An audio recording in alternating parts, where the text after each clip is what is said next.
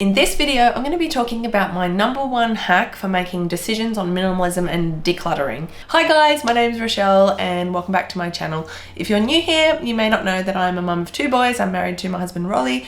We are currently in the middle of building our own home and we are trying to be minimalists.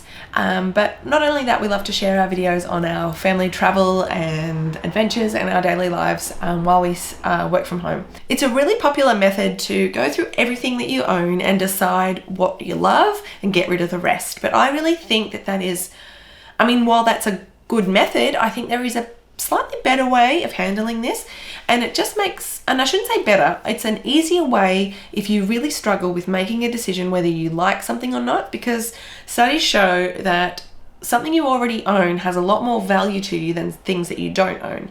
So if you take, say for example, a book, if you don't own that, if you're just in the library, it's got no value to you. But if it's the same book on your shelf, it's a really hard decision every time you try to make that decision whether or not you like this book, whether you want to keep it or whether you want to donate it or give it away, because it's yours, so you've placed value on it. So while that method of choosing things only you love is great, it means it does require you to have a really strong decision-making muscle when it comes to decluttering. What I prefer to do is to start with a list.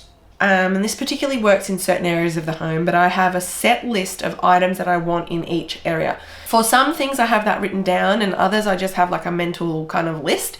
And this includes like my wardrobe, for example. I have a list in my mind of I need 2 pairs of jeans, I need a certain amount of tights, I need a certain amount of t-shirts, a certain amount of button-ups, a certain amount of jumpers, a certain amount of pajamas, this, that, the other. So I have a set amount in my mind of what I need, and when or if something needs replacing, or if I'm out shopping, I know, okay, those are really nice jeans and I would really love them, but I don't need them. So that is a perfect way to say to myself, okay, the decision is, no, I don't need those jeans, I'm not going to buy them.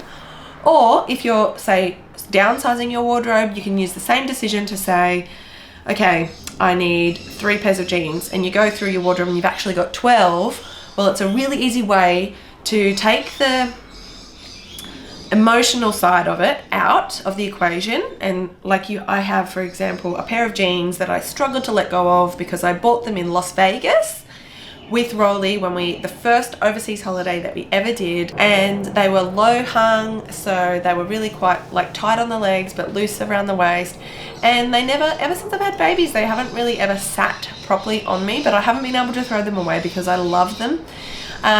So I've recently got rid of them because I need 2 pairs of jeans rule, actually 3 pairs of jeans, because I've got a slouchy pair, a tight skinny leg pair, and a black pair. So I have 3 pairs of jeans, and I actually decluttered about 5 or 6 other pairs because I didn't wear them. So excuse the mess, but because I haven't made the bed or anything yet. But I just wanted to show you, because I'm constantly trying to declutter and reduce the things in my wardrobe.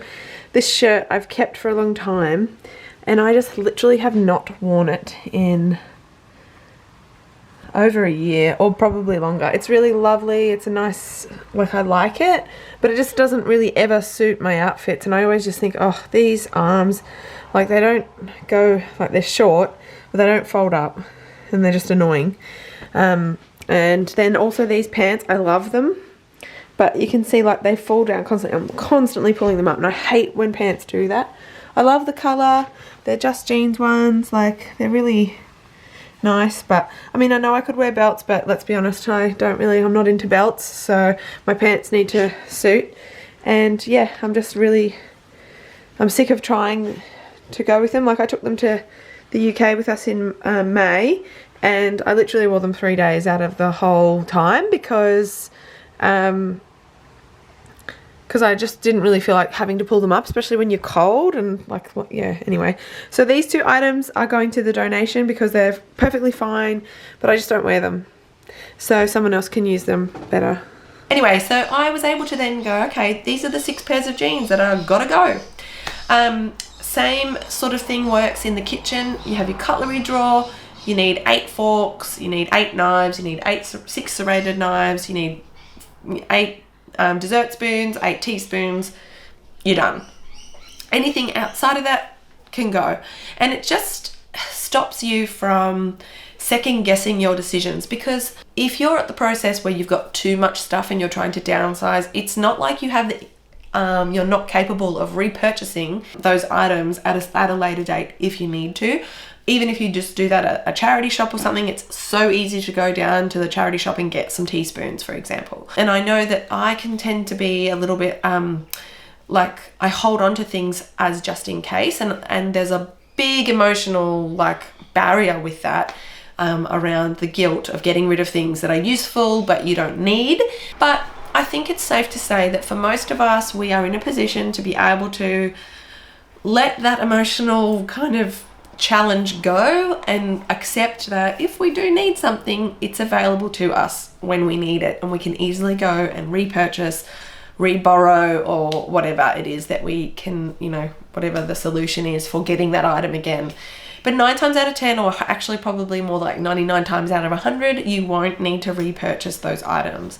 Something that's really worked for me recently is having this list of pantry item staples so that I don't accidentally impulse buy groceries just to try it, and then I don't like that flavor, and then we don't use that product, and it's a big waste of money.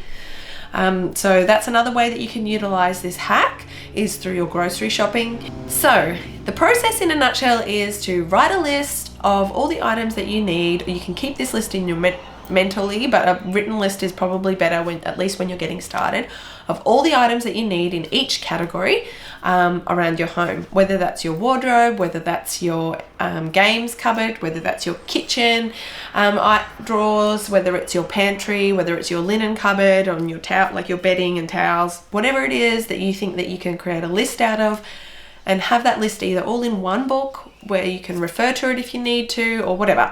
But at the end of the day, just have that list, stick to it, use that list to refer to when you're thinking about decluttering that area. When you're thinking about purchasing a new item, you can use that list as well. So I hope that really helps you with making your decluttering process slightly easier, making purchasing decisions slightly easier. And let me know how you go in the comments, or let me know your hack or what your method is for decluttering, and how you go about deciding what it is you keep and what it is that you let go of. Thank you so much for watching. I really hope that this hack has helped you. Please leave me a comment down below. Let me know what your favorite decluttering hack is, or your method. And yeah, if you'd like to see more of this kind of thing, consider subscribing. No pressure. Okay, love ya. Bye.